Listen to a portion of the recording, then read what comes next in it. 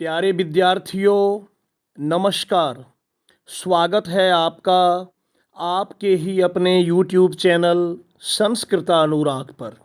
विद्यार्थियों, आज मैं JCERT द्वारा संचालित 8वीं कक्षा की संस्कृत की पाठ्य पुस्तक सुभाषिका तृतीयो भागः के षोडशः पाठः विमानयानं रचयाम के प्रश्नोत्तर कार्य को लिखित रूप में सरलतम विधि से प्रस्तुत करने जा रहा हूँ। यह प्रश्नोत्तर आपकी परीक्षाओं के लिए उपयोगी सिद्ध हो सकता है। अतः यदि आप इन प्रश्नोत्तरों को अच्छी तरह से समझ लेते हैं तो आपको आपकी आगामी परीक्षाओं में काफ़ी सुविधा होगी। तो प्रस्तुत है 8वीं कक्षा के पाठ 16 विमानयानं रचयाम के प्रश्नोत्तर कार्य। पहला प्रश्न, कोष्ठकांतर्गत शब्देषु तृतीया विभक्तिं योजयित्वा रिक्त स्थानानि पूरयत। कोष्ठक के अंतर्गत शब्दों में तृतीया विभक्ति जोड़कर रिक्त स्थानों को पूरा करें। विद्यार्थियों, यहाँ कोष्ठक दिया गया है और कोष्ठक में एक शब्द है, तो उसमें तृतीया विभक्ति का प्रयोग कर रिक्त स्थान को पूरा करना है। देखिए, एक उदाहरण दिया है, गगनः रविना राजते।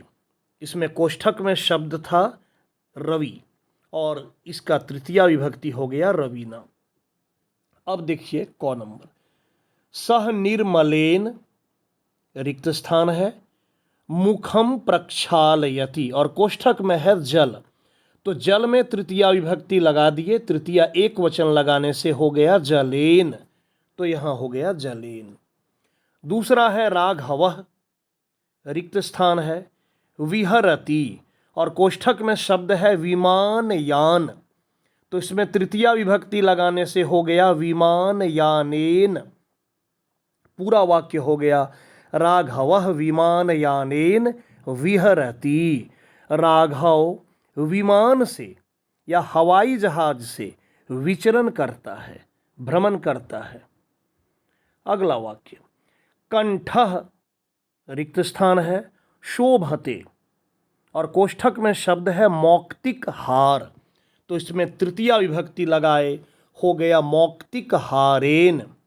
पूरा वाक्य हो गया कंठः मौक्तिक हारेन शोभते। कंठ या गला मोती के हार से शोभायमान होता है या शोभित सुशोभित होता है।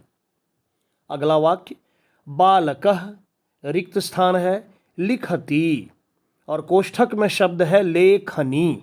लेखनी का अर्थ होता है कलम, इसमें तृतीया विभक्ति लगाए हो गया लेखन्या। बालकः लेखन्या लिखति, लड़का कलम से लिखता है। उसके बाद सह रिक्त स्थान है, प्रशंसति, कोष्ठक में है वचन, तो यहाँ तृतीया बहुवचन का प्रयोग किए हो गया वचनेह। वैसे वचनेन भी कर सकते हैं, लेकिन वचनेह बहुवचन के में हुआ और बहुवचन का प्रयोग इसलिए किया ताकि यहाँ बात नहीं बल्कि बातों से या वचनों से, वह बातों से या वचनों से प्रशंसा करता है, इसलिए बहुवचन का प्रयोग हुआ। वचनेन भी कर सकते हैं, लेकिन लोग एक ही बात नहीं करेगा, कई तरह की बातें होती है, तो बहुवचन का प्रयोग अधिक युक्ति संगत प्रतीत होता है।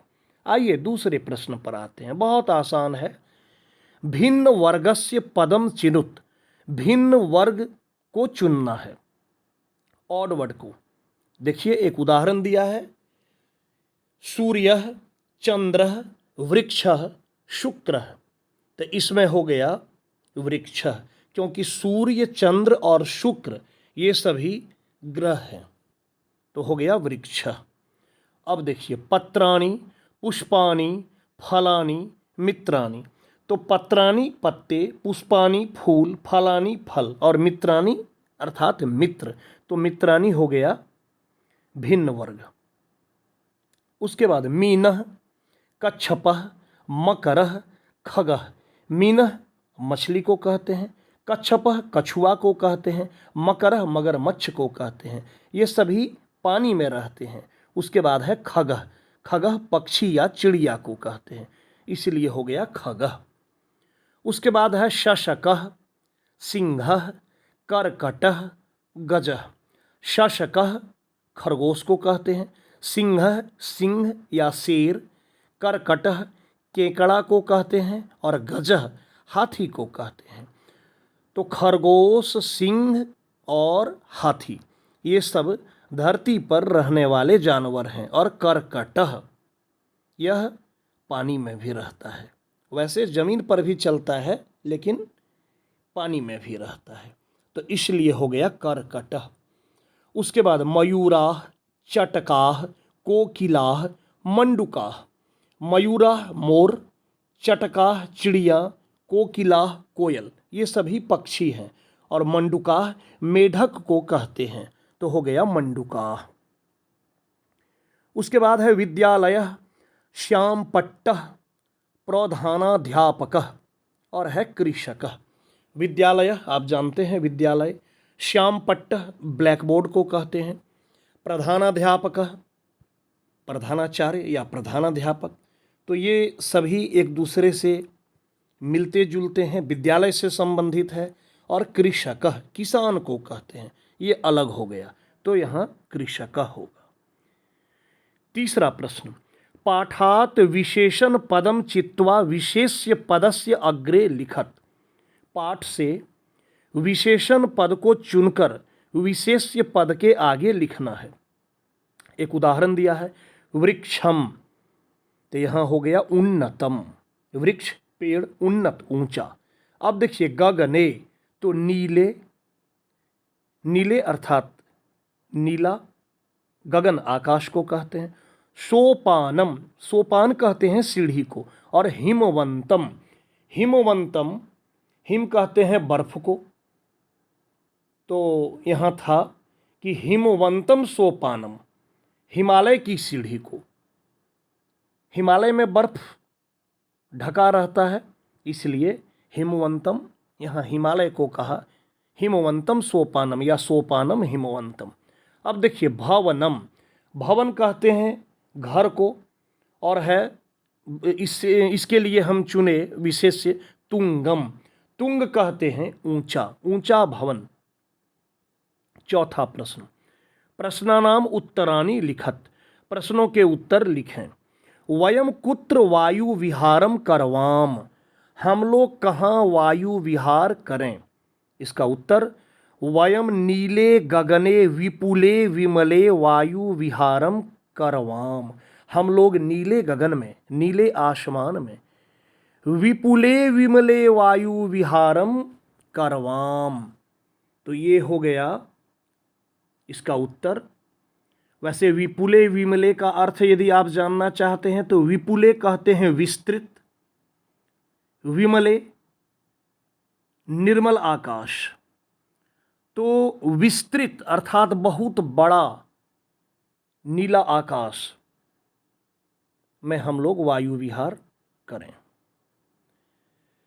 दूसरा प्रश्न, वयम किम क्रांत्वा आकाशम याम, हम लोग किसको पार करके आकाश में जाएं या चलें। उत्तर होगा, वयम उन्नत वृक्षम तुंगम भवनम क्रांत्वा आकाशम याम, हम लोग ऊंचे वृक्ष और ऊंचे भवनों को पार करके आकाश में चलें या जाएं। अगला प्रश्न है, वयम सुंदर ताराः चित्वा किम रचयाम, हम लोग सुंदर ताराओं को, हम लोग सुंदर तारों को चुनकर, तारागण है ना, तो जो तारागण होते हैं आसमान में, कह रहा है हम लोग सुंदर तारों को चुनकर किसकी रचना करें, क्या निर्माण करें, क्या बनाएं। तो वयम सुंदर ताराः चित्वा मौक्तिक हारम रचयाम, हम लोग सुंदर ताराओं को चुनकर मोती का हार बनाएं या मोती के हार की रचना करें। अगला प्रश्न, वयम कीदृशम सोपानम रचयाम, हम लोग कैसे सोपान अर्थात सीढ़ी की रचना करें। तो वयम हिमवंतम सोपानम रचयाम, हम लोग हिमवंतम, हिमवंत हिम से युक्त, बर्फ से युक्त अर्थात हिमालय की सीढ़ी की रचना करें। अगला प्रश्न, केशाम गृहेषु हर्षम जनयाम, किसके घरों में हर्ष उत्पन्न करें, हर्ष अर्थात खुशी उत्पन्न करें। उत्तर होगा दुखित पीड़ित कृषि जनानाम गृहेषु हर्षम जनयाम, जो दुखित हैं, जो पीड़ित हैं और जो कृषक वर्ग के लोग हैं उनके घरों में हम लोग खुशी या प्रसन्नता को उत्पन्न करें। पांचवा प्रश्न, इसमें कह रहा है विलोम पदानी योजयत, विलोम पद को जोड़ना है, विपरीतार्थक या विपर्यय को जोड़ना है, मिलाना है, मैचिंग करना है। देखिए गुरु अवनतम, मैं पहले प्रश्न को पढ़ रहा हूँ, एक यथा दिया है उदाहरण में, विपुले सीमिते।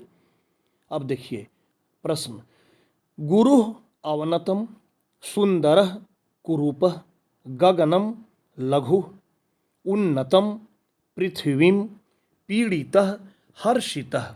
अब इसका उत्तर जो सही होगा, तो उत्तर होगा गुरु का लघु, सुंदर कुरूप, गगनम पृथ्वीम, उन्नतम अवनतम पीड़ितः हर्षितः। गुरु बड़े को कहते हैं, लघु छोटा, सुंदर जो देखने में अच्छा हो, कुरूप जो खराब हो, गगनम आकाश उसका हो गया पृथ्वी धरती या पृथ्वी, उन्नतम ऊंचा, अवनतम नीचा, पीड़ित दुखी और हर्षित अर्थात प्रसन्न।